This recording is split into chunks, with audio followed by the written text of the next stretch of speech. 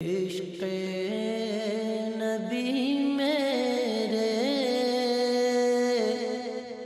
دل میں بھی سما جانا،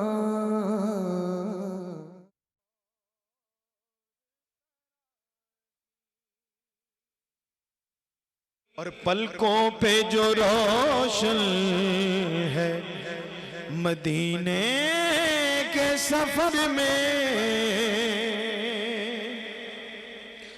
پلکوں پہ جو روشن ہے مدینے کے سفر میں، یہ شمع ہے اے بام فلک اور ترا کی، یہ شمع ہے بام فلک اور ترا کی۔ اور شعر پھر ایسا ہے جس پہ آپ کی محبت مجھے درکار ہوگی کہ یہ سرور عالم کی غلامی کی عطا ہے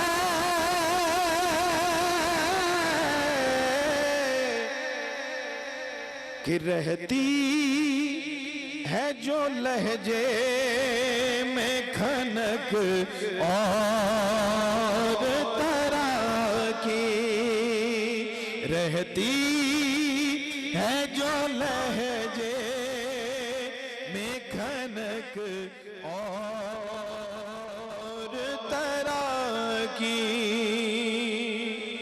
اور قاسم بھائی ذکر کر رہے تھے کہ آج زیادہ شاعر ہیں محفل میں، تو شعر دیکھیے کہ کرتا ہوں میں جب مدح محمد کا ارادہ، کرتا ہوں میں جب مدح محمد کا ارادہ، تو ملتی ہے مدینے سے کمک اور ترا کی، ملتی ہے مدینے سے کمک اور ترا کی۔ اور سرور نے سنا ہے یہی شاہان شخل سے،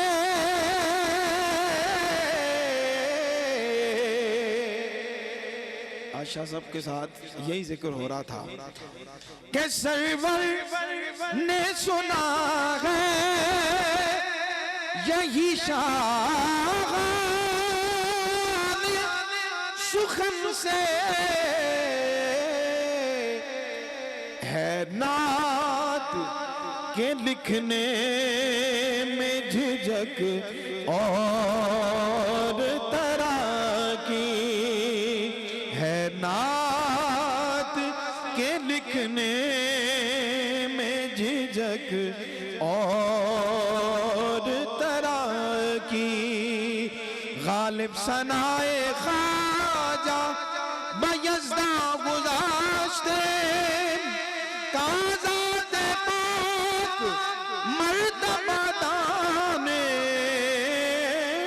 محمد است، ہے نعت کے لکھنے میں جھجک اور ترا کی، ہے گنبد خضرا کی جھلک اور ترا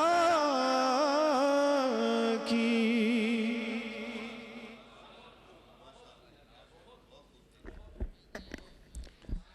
لہجے کی اور طرح کی کھنک آپ نے ملاحظہ کی۔ ہماری اس محفل میں پیر سید ظہور احمد شاہ صاحب کاظمی آپ آستانہ عالیہ غوثیہ جہلم سے تشریف لائے ہیں، اور پیر سید مجتبیٰ حسین شاہ صاحب کاظمی میرپور آزاد کشمیر سے تشریف لائے ہیں۔ دونوں شخصیات کو خوش آمدید کہتے ہوئے میں موضوع کی طرف آتا ہوں۔ آج کا موضوع میں پہلے عرض کر چکا، غلطیوں کا تدارک ایک روحانی ضرورت، اور درخواست گزار ہیں ہم مفکر اسلام، مفسر قرآن علامہ سید ریاض حسین شاہ صاحب کی خدمت میں کہ آپ کے کلمات شیریں ہماری سماعتوں کا رزق بنے۔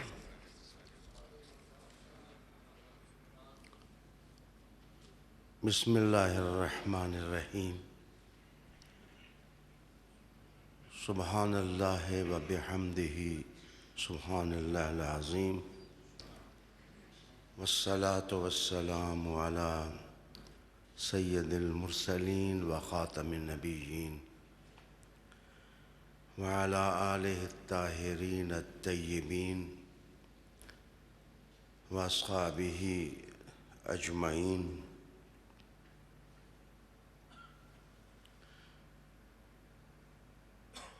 وآخرون اعترفوا بذنوبهم خلطوا عملا صالحا وآخر سیئا عسى الله أن يتوب عليهم إن الله غفور رحيم۔ صدق الله مولانا العظيم وبلغنا رسوله النبي الكريم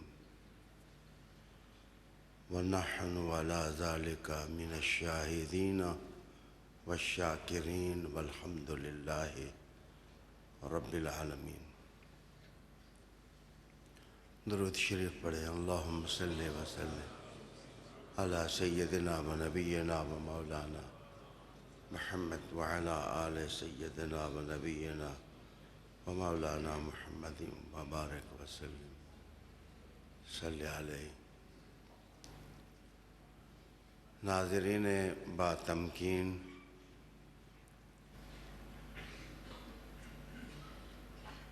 ارباب علم و دانش، اللہ تعالیٰ کی توفیق اور مدد کے ساتھ ہم قرآن حکیم کے بحر بے پایوں سے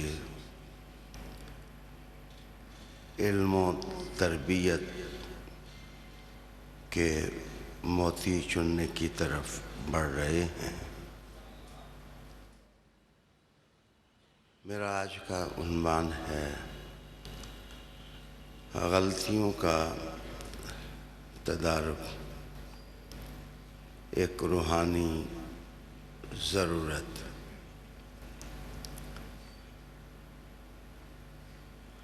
اسی مناسبت سے میں نے سورہ توبہ کی ایک آیہ کریمہ تلاوت کرنے کی سعادت حاصل کی ہے۔ اسی آیہ کریمہ میں غور و فکر سے ہم اپنے عنوان کو سمجھنے کی کوشش کرتے ہیں۔ مدینہ کا ایک منظر ہے جسے کتاب رحمت بیان کر رہی ہے۔ ارشاد ہوتا ہے کہ وآخرون اعترفوا بذنوبہم خلطوا عملا صالحا وآخر سیئا۔ کچھ دوسرے لوگ ہیں جنہوں نے اپنے گناہوں کا اعتراف کر لیا،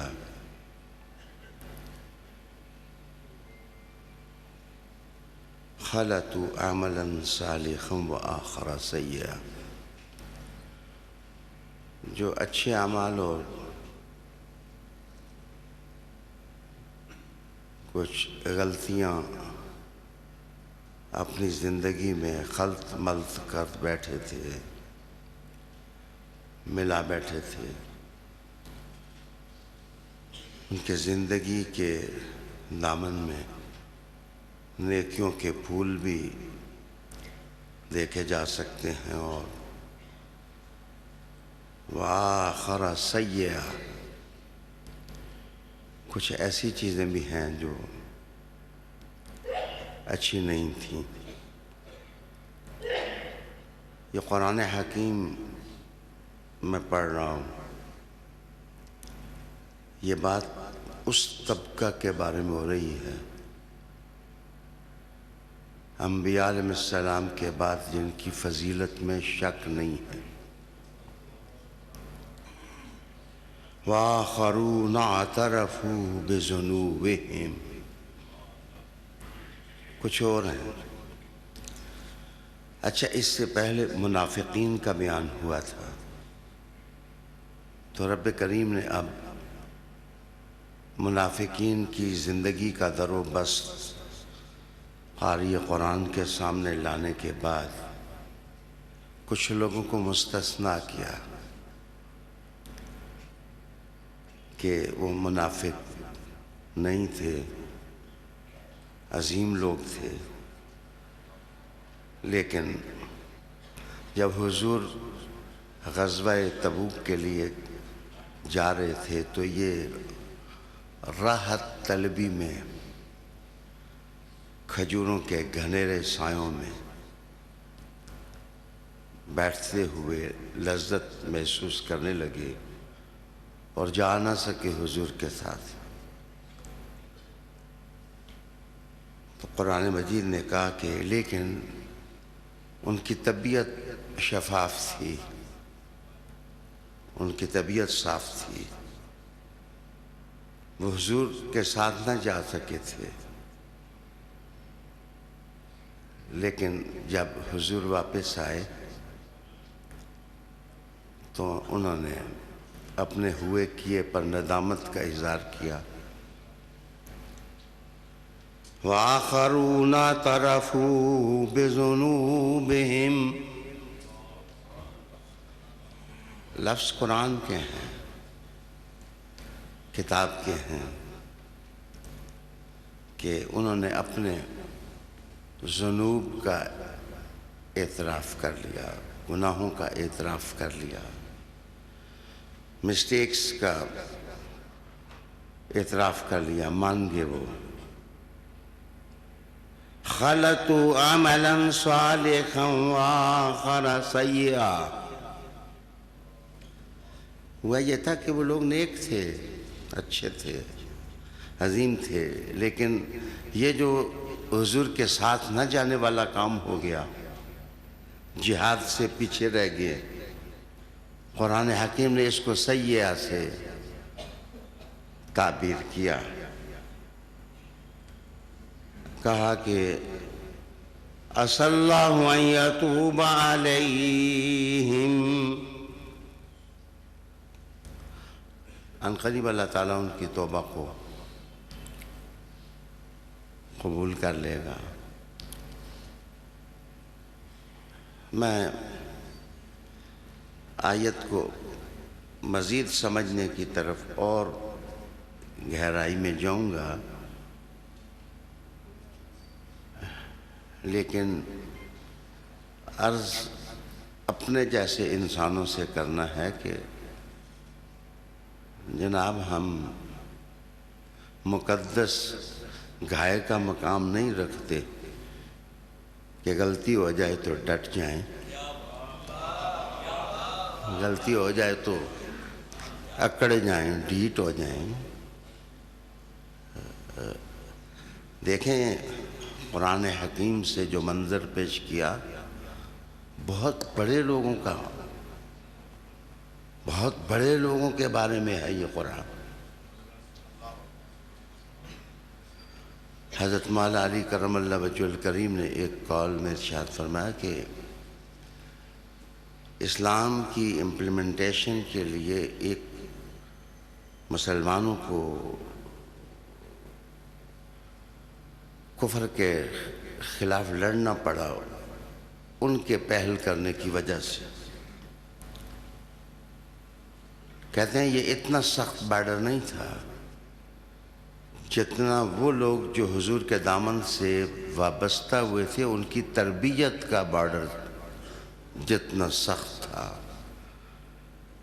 تربیت کرنا ایک مشکل کام تھا.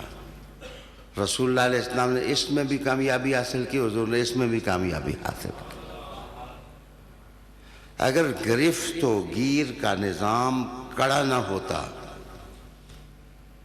تو جناب ستاروں جیسے چمکنے والے لوگ پیدا نہ ہوتے. یہ روشنی آئی ہے تو کسی کی نظر کا صدقہ آئی ہے. ہاں, قرآن پڑھو. قرآن مجید ہمارا ہر مسئلہ حل کر دیتا ہے. شتر مرغ جب خطرہ دیکھتا ہے تو اپنا سر ریت میں کھبا لیتا ہے, لیکن شتر مرغ کے سر ریت میں کھبونے سے مسئلہ تو حل نہیں ہوتا. قرآن نہ پڑھنے سے مسئلہ تو حل نہیں ہوتا, قرآن پڑھنے سے مسئلہ حل ہوتا.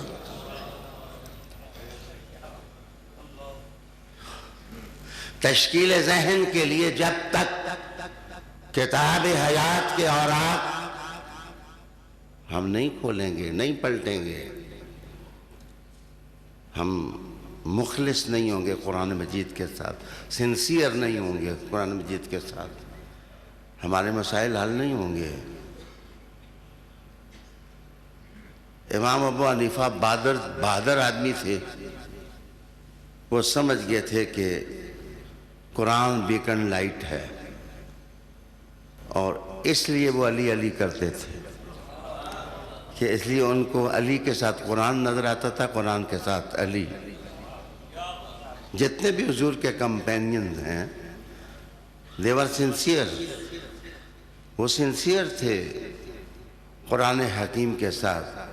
ہمارا معاشرہ سنسیئر نہیں ہے, ہماری سوسائٹی سنسیئر نہیں ہے. ہم اپنے دماغوں کو بگاڑ چکے ہیں. ایک طرف آیت ہوتی ہے, دوسری طرف کو کہانی ہوتی ہے. ہم کہانی قبول کر لیتے ہیں, آیت قبول نہیں کرتے. قرآن مجید کہتا ہے کہ تمہارے مسائل کا سلوشن اس کتاب میں ہے جو ہدایت بن کر حضور کے دل پر نازل ہوئی. ماننا تو پڑے گا ایک دن نفس سے. مبارک نفس, آپ قرآن قبول کرتے ہیں یا قبول نہیں کرتے؟ بہت بڑا طعنہ ہے ہمیں کہ آیت یہ کہتی ہے ہم جاتے ادھر ہیں, آیت یہ کہتی ہے ہم دوڑتے ادھر ہیں, آیت یہ کہتی ہے ہم سیر ادھر کرتے ہیں. اور علی تو ادھر ہی ہوتا تھا جدھر قرآن ہوتا تھا.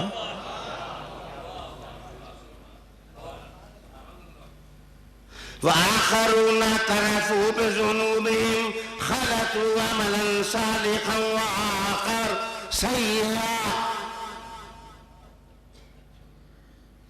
وہ مان گئے تھے, عظیم تھے کہ ہم سے غلطی ہوئی.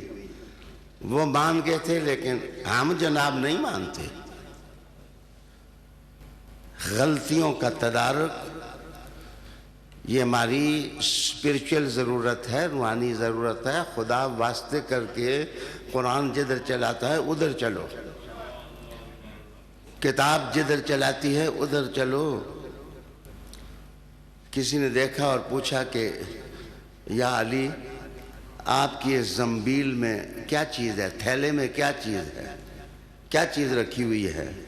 آپ ہر وقت وہ تھیلا ساتھ رکھتے تھے. تو آپ نے کہا کوئی دیت اور عاقلہ کے مسائل ہیں جو میں نے لکھ کے رکھے ہوئے ہیں, اور قرآن کا صحیفہ ہے, میں قرآن کو ساتھ رکھتا ہوں.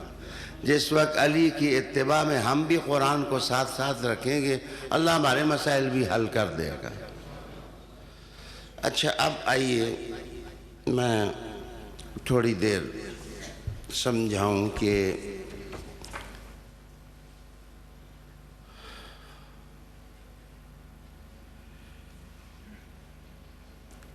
ایک امریکن پلیٹ فارم ہے exploring your mind, exploring your mind.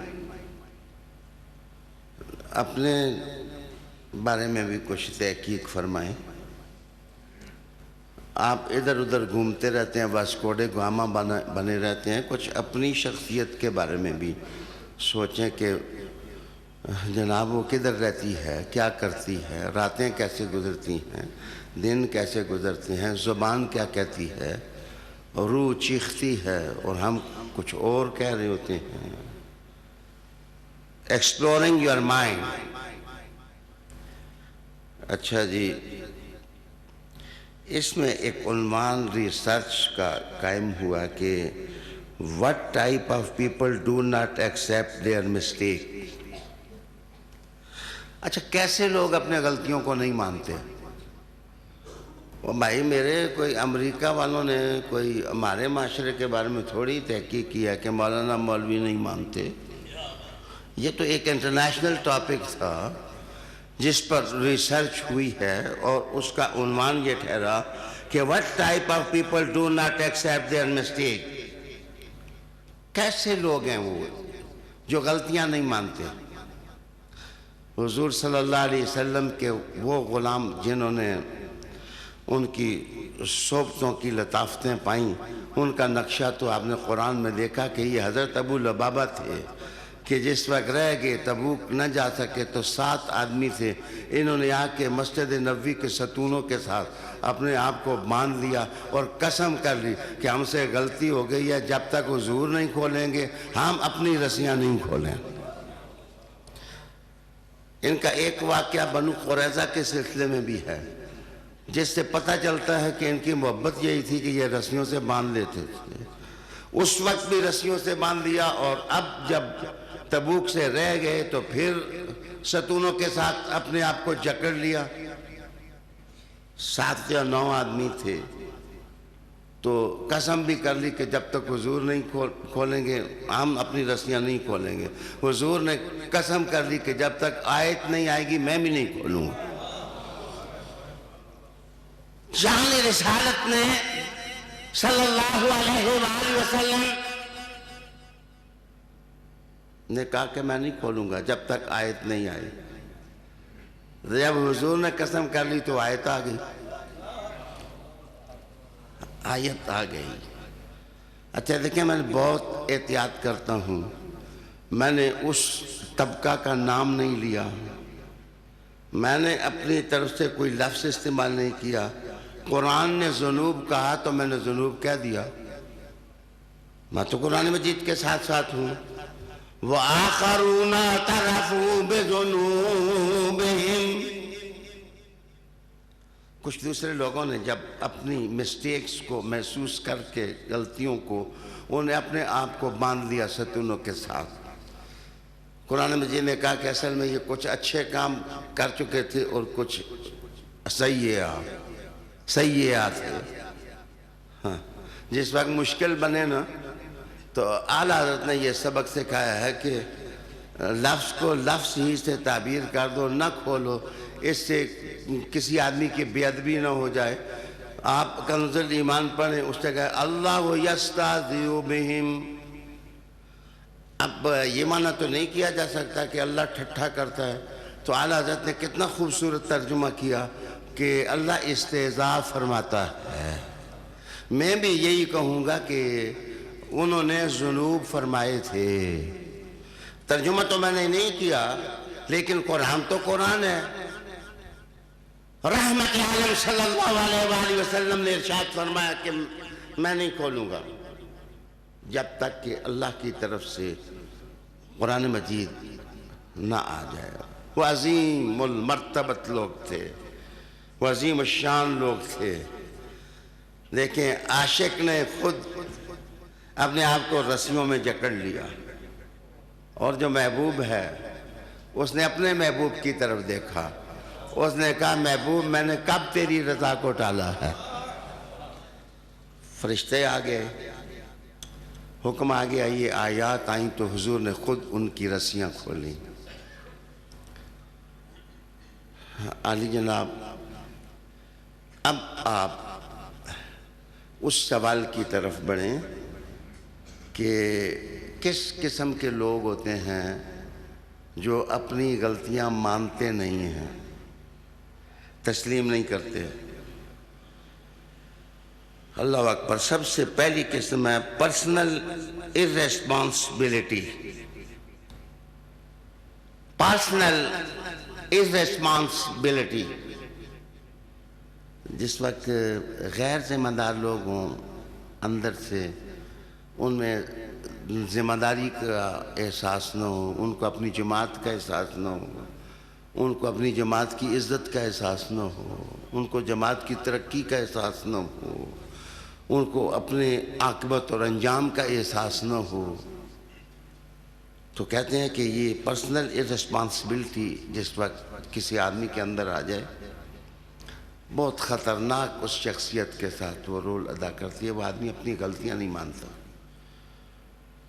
اندر سے وہ کھوکھلا انسان ہوتا ہے، وہ اپنی غلطی کبھی نہیں تسلیم کرے گا، وہ ہمیشہ اپنا پیٹھ کا بوجھ اتار کر کے دوسروں کی پیٹھ پر ڈالنے کی کوشش کرے گا۔ یہاں امریکن ادارے نے تو نہیں بتایا کہ علاج کیا ہے، وہ صرف یہ بتاتے ہیں کہ اس قسم کے لوگ ہوتے ہیں۔ میں علاج بھی بتاؤں گا کہ اگر پرسنلی ارریسپانسبلٹی انسان کے اندر پیدا ہو جائے اور انسان اندر سے ویران ہو جائے، لٹ جائے، وہ مسٹیک کمٹ کر کے بھی یہ نہ کہے استغفر اللہ، یا اللہ معاف کر دے، یا اللہ معاف کر دے، یا اللہ معاف کر دے، یا اللہ معاف کر دے۔ یہ معاف کرنے کی محبت بھی وہی کرتا ہے جو اندر سے بڑا ہوتا ہے۔ جس آدمی کی شخصیت جو ہے نا وہ ویران ہو گئی ہو، وہ گر گیا ہو، وہ اللہ سے بھی توبہ نہیں کرتا، یا اللہ معاف کر دے۔ نفس کا یہ بہت سخت مقام ہے، ڈٹائی۔ دوسری چیز ہے، وہ کہتے ہیں کہ ایموشنل امیچورٹی۔ ایموشنل امیچورٹی کہ انسان جذباتی ہوتا ہے اور جذباتیت اس کے اندر اس کو امیچور بنا دیتی ہے، وہ اندر سے ناپختہ ہو جاتا ہے، وہ پختہ آدمی نہیں ہوتا، وہ میچور نہیں ہوتا۔ بالغ نظر آدمی، میچور آدمی، اس کو پتہ ہوتا ہے کہ میں نے یہ غلطی کی ہے، میں اپنی غلطی کو ٹھیک کر کے میں ڈیسٹینیشن کی طرف بڑھوں، میں اچھائی کی طرف بڑھوں، تو اللہ بھی اس کو توفیق دے دیتا ہے۔ اللہ بھی اس کو کرم سے جب وہ توبہ کرتا ہے تو اللہ تعالیٰ، اس سے بڑی اور عظمت کیا ہے کہ حضور خود رسیاں کھولیں۔ رحمت للعالمین صلی اللہ علیہ وآلہ وسلم خود رسیاں کھولیں۔ جناب میرے خیال میں یہ مسٹیک آپ فیصلہ کریں، مسٹیک کمٹ کرنے میں زیادہ مزہ ہے یا توبہ کرنے میں مزہ زیادہ ہے؟ رسالت میں آپ صلی اللہ علیہ وسلم نے خود ان کو کھولا۔ دھیان، جذباتی آدمی، ایموشنل آدمی وہ ہوتا ہے کہ جس کا بلڈ پریشر کنٹرول نہیں ہوتا، اور یا وہ خوراک اندھی کھاتا ہے۔ اگر آپ دیکھیں کہ ایک آدمی 5 فٹ کا ہے اور 10 فٹ کی دیگ سامنے رکھی ہوئی ہے اور وہ اکیلے کھانا چاہتا ہے، تو سمجھ لو یہ ایموشنل، یہ بندہ جذباتی ہے، یہ کچھ بھی کر سکتا ہے۔ جو اپنے پیٹ کے ساتھ زیادتی کر سکتا ہے وہ آپ کے ساتھ بھی زیادتی کر سکتا ہے، وہ آپ کے ساتھ بھی ظلم کر سکتا ہے۔ عالی وقار دوستو، امیچورٹی، ناپختگی، کچا ذہن، کچا آدمی، کچی دوستی کرنے والا آدمی، کچے ماحول میں رہنے والا آدمی، اس سے جب غلطی ہو جاتی ہے تو وہ کبھی نہیں مانے گا، کبھی بھی نہیں کہا۔ اس کو کہو کہ دودھ چٹا ہے یا کالا، وہ کہے گا جی ہمارا دودھ کالا ہی ہے۔ آپ اس کو جناب مدینہ شریف سے دودھ لا کے پلائیں سفید سونا، وہ کہے گا نہیں جی یہ بھی کالا ہے، مجھے تو کالا ہی نظر آ رہا ہے، مجھے بتائیں اس چیز کا کیا علاج ہے؟ تو وہ کہتے ہیں کہ ایموشنل امیچورٹی انسان کو اپنی غلطیاں تسلیم نہیں کرنے دیتی۔ تیسری چیز ہے ایروگنٹ پیپل۔ وہ لکھتے ہیں کہ ایروگنٹ پیپل، اس کا مطلب یہ ہے کہ مفرور لوگ جس وقت انسان جرائم کا ارتکاب کر کے وہ سزا یافتہ ہو جائیں اور وہ جناب علی وہ اندر سے سوچتے ہیں بھائی جو ہونا تھا ہو گیا، اب ہم کیوں مانیں کہ ہم سے غلطی ہوئی ہے۔ تو ایک آدمی نے قتل کیا ہے تو قتل کرنے کے بعد اس کو سزا ہو گئی ہے، عمر بھر سزا، وہ جیل میں چلا گیا ہے، تو وہ سوچے گا اب سزا بھی ہو گئی ہے، یہ بھی ہو گیا، وہ ہو گئی ہے، مجھے ان لوگوں سے معافی مانگنے کی کیا ضرورت ہے۔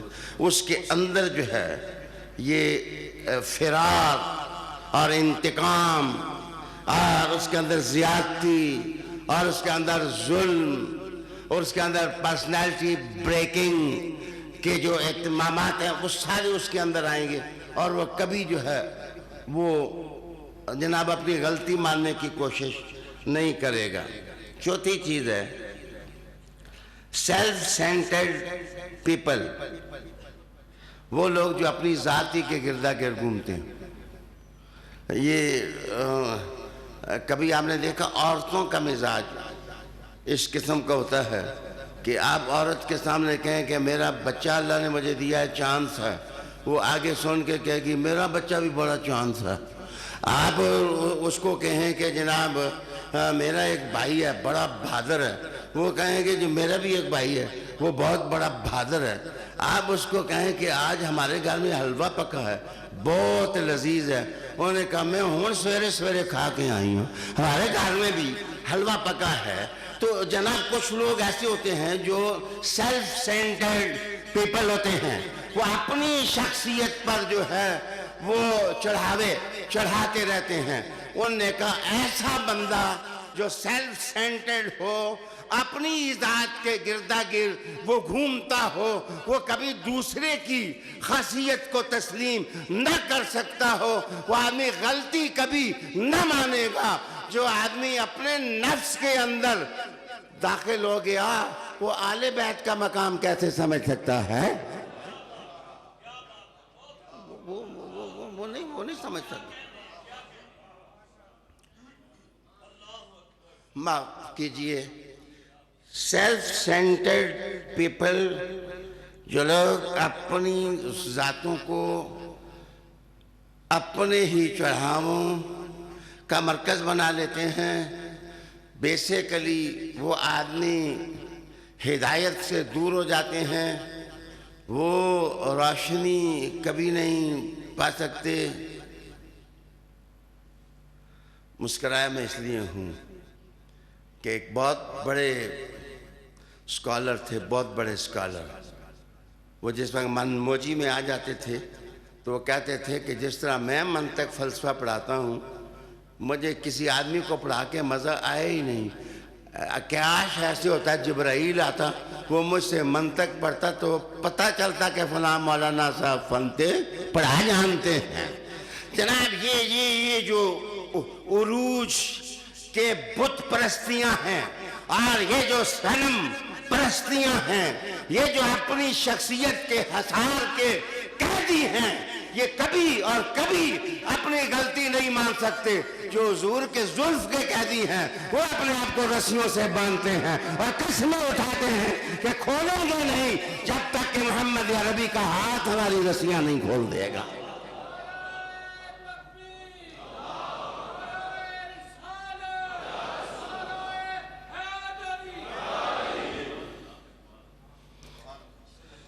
ابھی تک میں نے 4 چیزیں آپ کے سامنے بیان کیے کہ کون کون سے لوگ اپنی غلطیاں تسلیم نہیں کرتے۔ ایک personal responsibility, emotional maturity arrogant people, self-centered people. پانچویں چیز ایک اور ہے،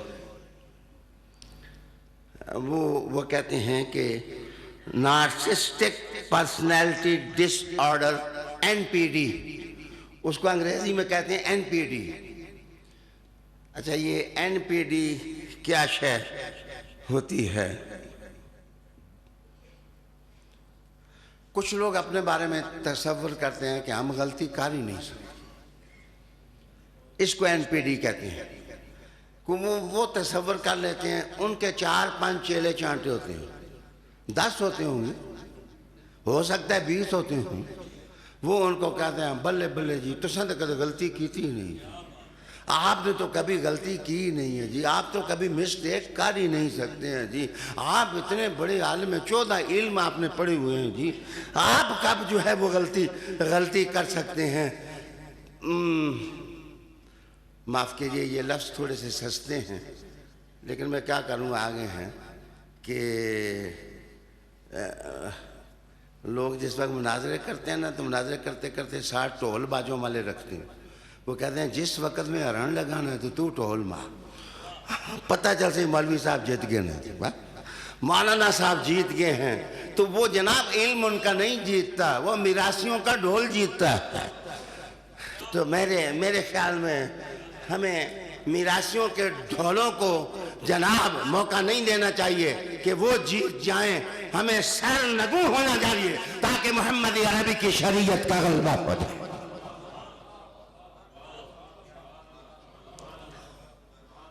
معاف کیجئے، آپ کو پتہ ہے کہ ایک انگریزی کا جملہ میں آپ کو کہنے لگا ہوں، یہ it is a western culture, یہ ویسٹرن کلچر ہے، انہوں نے پہلے ہی طے کیا king can do nothing wrong, king can do nothing wrong, جو بادشاہ ہیں ہمارے وہ کبھی غلطی نہیں کر سکتے، مغرب کے جتنے بادشاہ ہیں ان کے بارے میں عقیدہ ہے وہ کسی عدالت میں چیلنج نہیں کیے جا سکتے، اس لیے کہ king can do nothing wrong. جو نفس کے بادشاہ ہیں نا وہ کہتے ہیں کہ ہم بھی نہیں غلطی کر سکتے، تو کہتے ہیں یہ لوگ کبھی غلطی، ان پر وقت نہ ضائع کریں، ان پر ٹائم مت ضائع کریں۔ جو لوگ 20 میراثی اپنے گردا گرد اکٹھے کر کے کہیں جی آپ تو معصوم ہیں جی، آپ مشہور ہیں جی، آپ تو غلطی کر ہی نہیں سکتے۔ آئیے اب میں بتاؤں کہ مسٹیکس کا علاج کہاں سے، انسان اپنے نفس کی حالت کو کیسے بدلے۔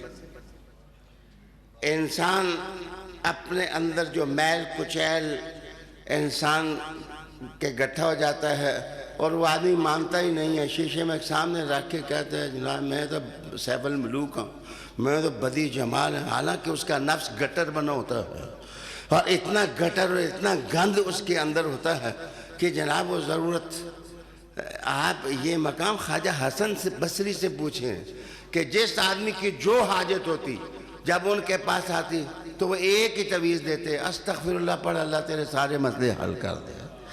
گویا استغفر اللہ کہنا، اپنی غلطی کا جناب اعتراف کر لینا اور مان لینا، یہ بہت بڑا پہلوان آدمی ہو، بہادر آدمی کہہ سکتا ہے۔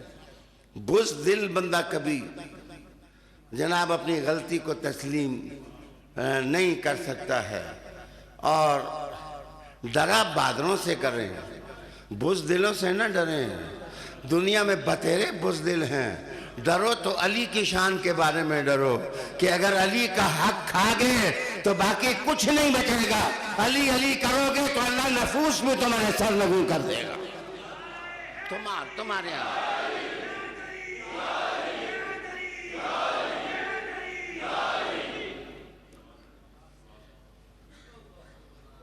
اچھا جناب، آئیے تھوڑا پھر ہم قرآن مجید کی طرف، ہم اس بات کی تشریح کرنے کے بعد قرآن مجید کی طرف بڑھتے ہیں۔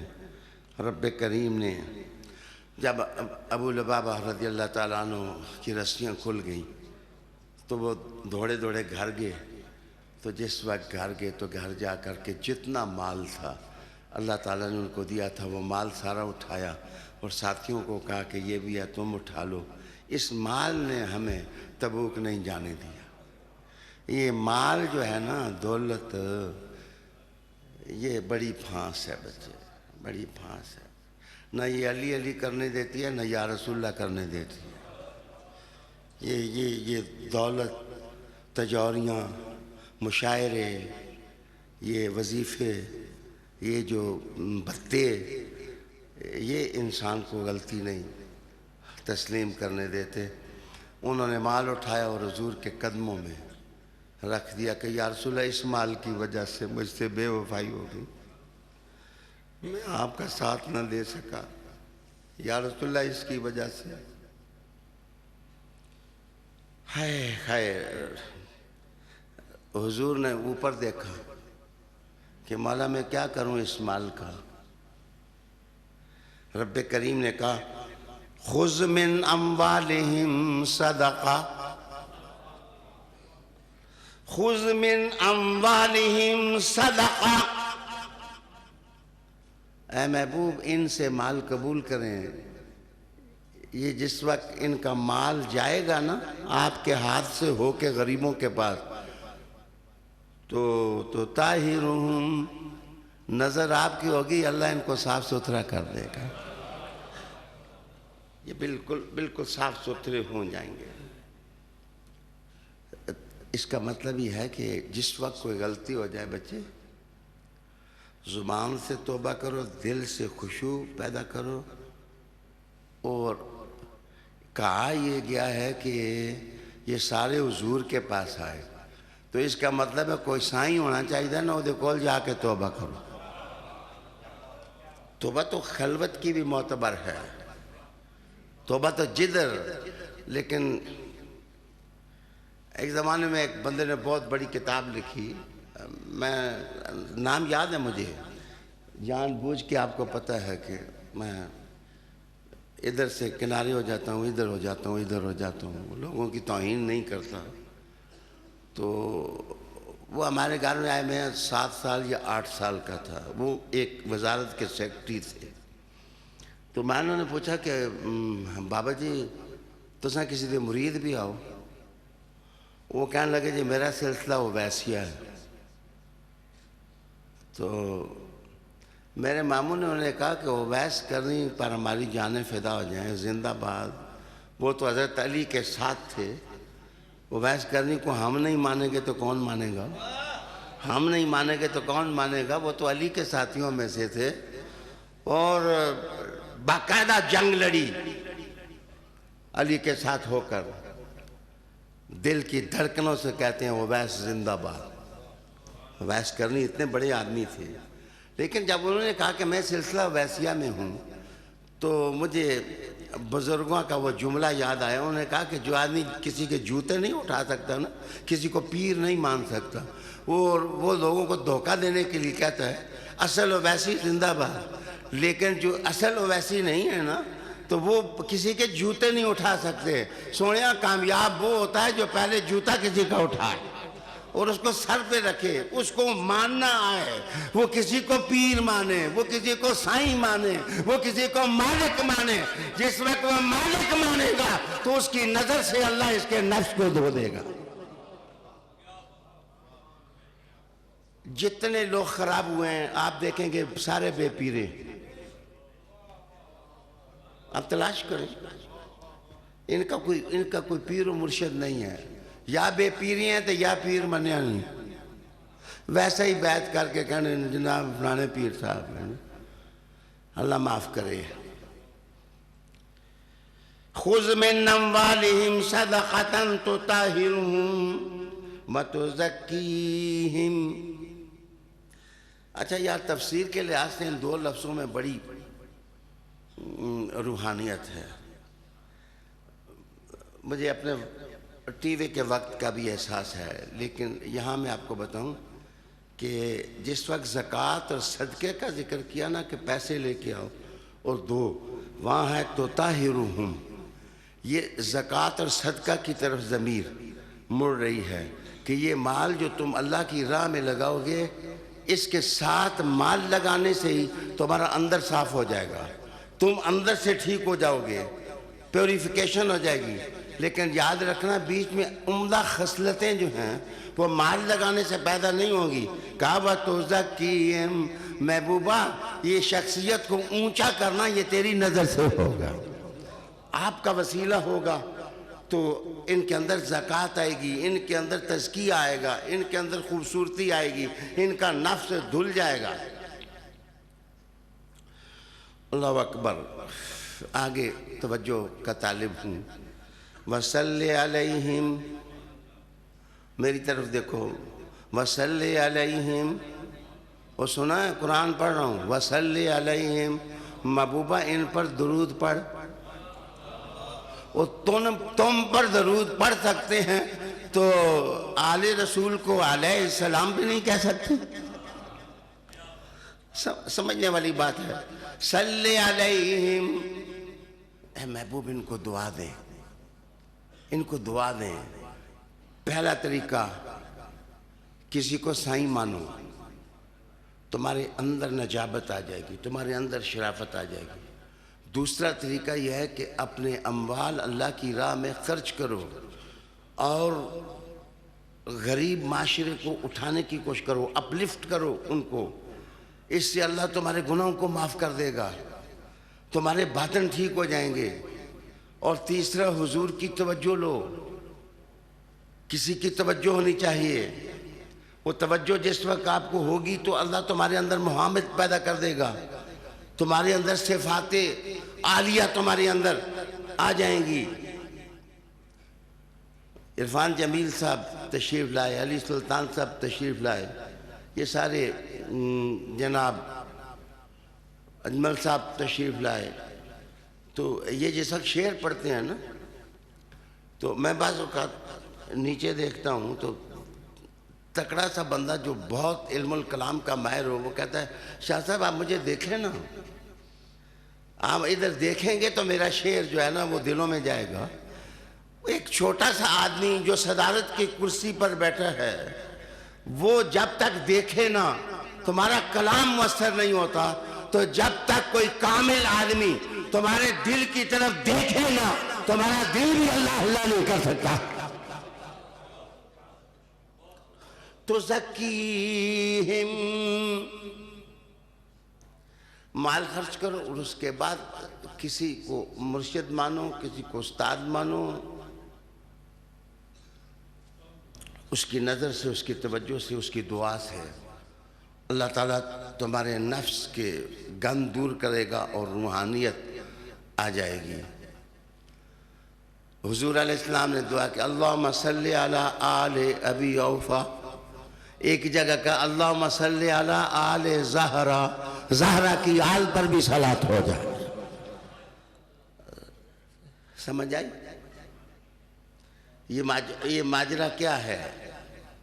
میں ویسے آپ کا قائل ہوں، لیکن ڈنڈی نہ ماریں، جس وقت درود پڑھا کریں تو پورا پڑھا کریں، صلی اللہ علیہ وآلہ وسلم۔ یہ آل ہی بیچ میں سے کیوں نکالتے ہیں؟ حضور نے کہا جس نے آل کو نکال دیا اس کا درود دم کٹا ہو گیا، وہ بے نام و نشان ہو گیا۔ گویا سائیں بھی اس وقت راضی ہوں گے جب تم آل کو راضی کرو گے، آل راضی ہوگی، مصطفیٰ راضی ہو جائیں گے۔ تمہارے علم سے تو بہرحال 50 علوم اعلیٰ حضرت کے زیادہ تھے، وہ سمجھ کے جان کے کہتے تھے تیری نسل پاک میں ہے بچہ بچہ نور کا، تو ہے نے نور، تیرا سب گھرانہ نور کا۔ اب تو معاملہ جو ہے نا جی وہ تیری نسل پاک والا تو رہا ہی نہیں۔ اب تو سیدہ کو نہیں مانتے، حسن حسین کو نہیں مانتے۔ اب تو جو پہلے بیکن لائٹس جہاں سے روشنی نمودار ہوئی وہاں سٹاپ ہو گیا، وہاں معاملات رک گئے۔ آئیے آگے کیا کہا، ان صلاتک سکن لہم، ان صلاتک سکن لہم، ان صلاتک سکن لہم، محبوبہ جس وقت تیرے منہ سے صلات نکلتی ہے نا تو انہاں دے دل ٹھنڈ پہ جائے، سکون سکون۔ یہ واہ مسئلہ نہیں ہے کہ اللہ کا ذکر کرو، اللہ کا ذکر کرو کہ الا بذکر اللہ تطمئن القلوب، اللہ کا ذکر کو اطمینان دل میں آ جائے گا۔ وہ محبوب تو ان پر صلات بھیج، انہاں دے دل ٹھنڈ پہ جائے۔ یہاں سے ٹاپک شروع ہوتا ہے کہ سکن اور اطمینان میں فرق کیا ہوتا ہے، کہ جس وقت حضور کے صلات کا لفظ آیا تو قرآن نے کہا سکن لہم، اور جس وقت اللہ کے ذکر کی بات آئی تو الا بذکر اللہ تطمئن القلوب کہا گیا۔ یہاں سے ایک اور مزیدار ٹاپک شروع ہوتا ہے کہ گرفت پرسنالٹیز پر قائم کرنے کے لیے قرآن مجید نے اور کیا اہتمام کیا۔ ایک تو یہ طریقے ہو گئے، صدقات دو، مال خرچ کرو، شخصیت اچھی ہوگی، کوئی پیر مرشد پکڑو جس کا تعلق حضور کے ساتھ ہو، رحمت عالم کے ساتھ ہو، ان کی توجہ ہو اور ان کی دعائیں تمہیں لگ جائیں، تمہیں سکون اللہ تعالیٰ عطا کر دے گا۔ ایک اور بندوبست بھی ہے اور وہ مزیدار ہے، انشاءاللہ وہ میں اگلے سوموار کو بیان کروں۔ آج میں وقت کی کمی کی وجہ سے نہیں بیان کر سکا، میں انشاءاللہ العزیز اللہ پاک کرم کرے گا قرآن مجید سے میں شروع کروں گا، کتاب مجید سے شروع کروں گا۔ یہ جو کچھ آپ نے سنا یہ ایکسپیریمنٹ ہے، یہ تربیت نفوس کے لیے اسباق ہیں جو عصر رسالت سے میں نے آپ کے سامنے پیش کیے۔ ان لوگوں میں کمی کوئی نہیں ہے، وہ عظیم لوگ تھے، ہم جیسے کروڑوں لوگ بھی ہوں تو ان کے پاؤں کی خاک بھی نہیں ہو سکتے، وہ عظیم تر ہیں، وہ عظیم تر ہیں، وہ عظیم تر ہیں۔ لیکن جناب اگر ان کی تربیت کرتے ہوئے یہ کچھ کہا جا رہا ہے تو ہمیں اپنی تربیت کرتے ہوئے خلوص نیت سے توبہ کا راستہ اختیار کرنا چاہیے۔ ہمیں سیلف پریزنگ کی طرف نہیں جانا چاہیے، اپنی شخصیات میں نکھار لانے کی کوشش کرنی چاہیے۔ رب رکھا، اللہ آپ کی حفاظت کرے، ہم اللہ کی امان میں رہیں۔ وآخر دعوانا ان الحمد للہ رب العالمین۔ اللہم ربنا آتنا فی الدنیا حسنۃ وفی الآخرۃ حسنۃ وقنا عذاب النار وادخلنا الجنۃ مع الابرار یا عزیز یا غفار یا رب العالمین یا ذا الجلال والاکرام۔ صلی اللہ تعالی علی رسول خیر خلقہ وآلہ۔ اب دو زانوں بیٹھو۔ عشق نبی میرے دل میں بھی سما